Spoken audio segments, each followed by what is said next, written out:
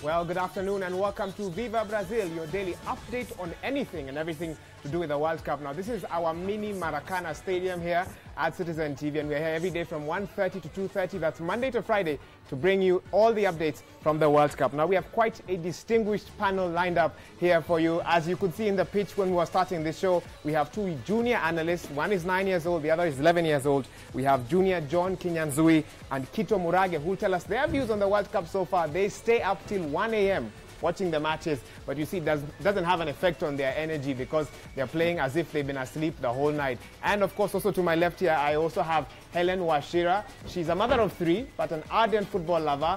She says her husband doesn't love football as much as she does, but that won't stop her from coming to tell us about the teams she loves and the ones she doesn't. And also Tom Bwana. He tells me he's a football writer. I know him as a football fan. We'll be able to see who's right and who's not, even as the show progresses. So, of course, you need to sit back, put on your seatbelt. We have quite a roller coaster of a show lined up for you this Friday. But first, let me hand over to Mike Okinyi. Well, Waiga, as you said, I go straight into the action, and this is what we'll be expecting today in terms of the fixtures that we have.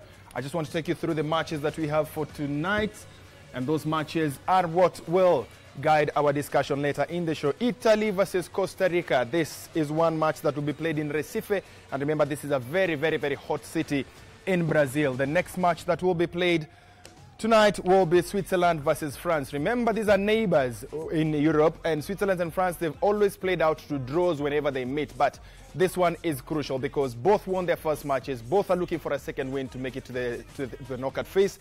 And it's an interesting match that will be played in Salvador. The last match of the day tonight will be actually tomorrow morning Kenya time, will be Honduras versus Ecuador, a South American affair. We've not seen any South American side taking on another South American side. Honduras versus Ecuador will be the last match that will be played at 1 a.m. Kenyan time tomorrow morning. That will be in Curitiba. Those are the matches that we have for you lined up tonight. So those are the matches that we'll be looking at, but before that we'll be looking at the action from last night, and the guests will be able to help us analyze those games. Before we move on, Sidi on social media. Thank you, Mike, and thank you for joining us on Viva Brazil, your #1 show for World Cup 2014. I am Sidi Garama, your social media guru. Now, Viva Brazil is on Instagram. You can send us pictures there using the hashtag Viva Brazil, the same hashtag we've been using for Facebook and Twitter. You can also send us SMSs on 22422. Give us feedback on the show, on the World Cup, and also if you want to join us in studio as a guest panelist, those are the platforms to get through to us. Now, after being told I've always been wearing the losing jerseys, I decided to change it up a bit. I have Italia on. Let's see if my luck will change tonight. But for now, let me hand you over to Mike Okinyi. That's very worrying for Italian fans because Italy is playing today and they need to win. And when they win that game, it means they'll qualify for the next round. But a draw would complicate issues in that group. Well, yesterday, we had a very interesting story that was happening around the World Cup. Ivory Coast was playing yesterday, and they were playing Colombia in a match that they needed to win to qualify for the next round.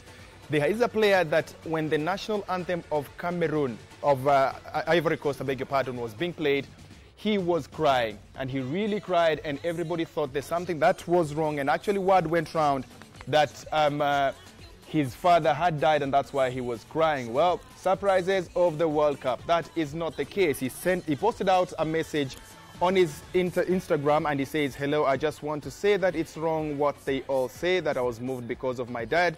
But he died in 2004 and it was just the excitement of being in a World Cup and serving my country, Ivory Coast. I never thought one day I would be at this level of competition." They also apologized for the mistake that resulted in the second goal, as Colombia were defeated 2-1. "Sorry for my mistake. I apologize for having disappointed you. I'll come out on top. God bless you." And we are finished. Well, that is the statement that was done by the Ivory Coast player. And the second goal that was scored by Colombia, he was partly his mistake, and he apologized for that. So we are going to bring you those highlights. And Colombia made it to the second round of the World Cup for the first time in 20 years. With a hard-fought 2-1 win over Ivory Coast. Colombia stormed to a 2-0 lead, only for Ivory Coast to pull one back here. It has been an eventful week at the World Cup. Many goals scored and many fans showing their true colors. Brazil 2014 has not disappointed, and we are now joined by Bernard Ndong in Rio. Bernard, over to you. Indeed, thank you very much. I'm in location at Rio de Janeiro, Brazil.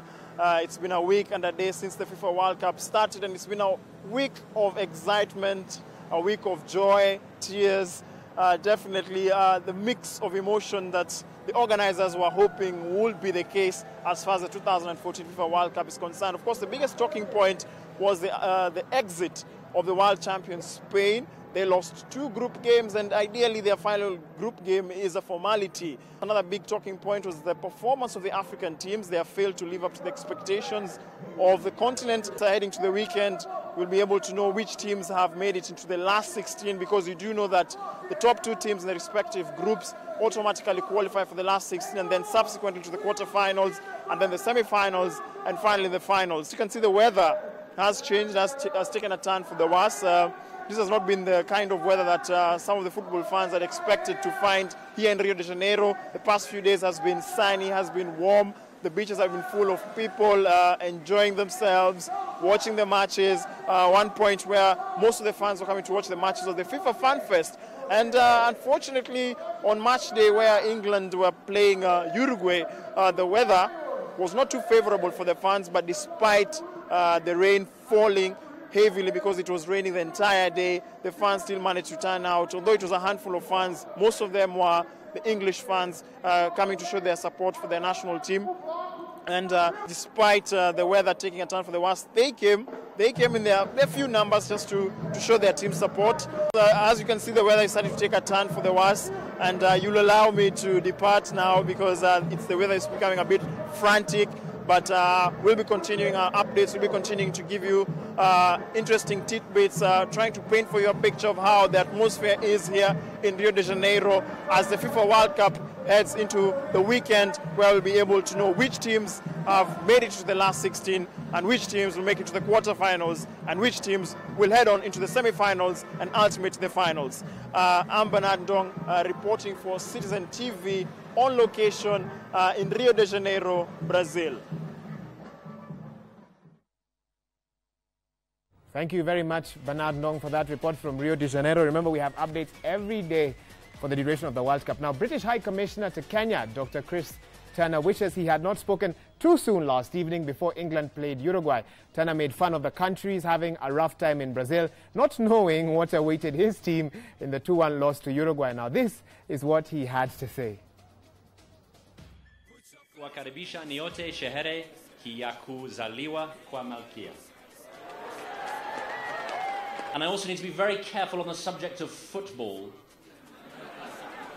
I wasn't going to talk about it. I don't think I've seen my colleague, the Spanish ambassador.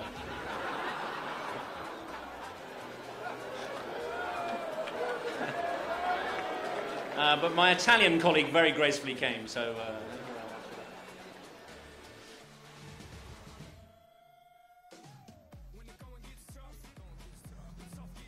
And now for other World Cup headlines, here is Viva Brazil.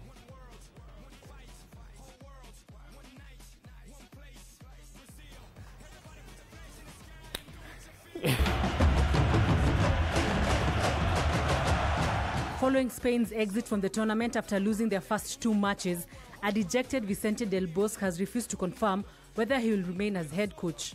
Del Bosque has 2 years remaining on his contract, but being so comprehensively beaten in this World Cup, he was at a loss to explain his team's timid performances. Ahead of the encounter between England and Uruguay, fans were subjected to a violent attack in Sao Paulo, with a Brazilian gang throwing an explosive into a crowd near the FIFA Fan Fest. Local police have made 15 arrests over the incident, with local authorities confirming that no fans required hospital treatment. Switzerland play France tonight in a game that could decide top spot in Group E and almost certainly grants the winner passage to the knockout stage. The Swiss will be hoping to improve despite beating Ecuador 2-1 in their opening match. Honduras and Ecuador both lost their opening games in Group E, but will hope to keep up the pressure on the European sides. Group D's second round of matches continue tonight, with Italy playing Costa Rica, both nations hoping to extend the lead at the top of the draw.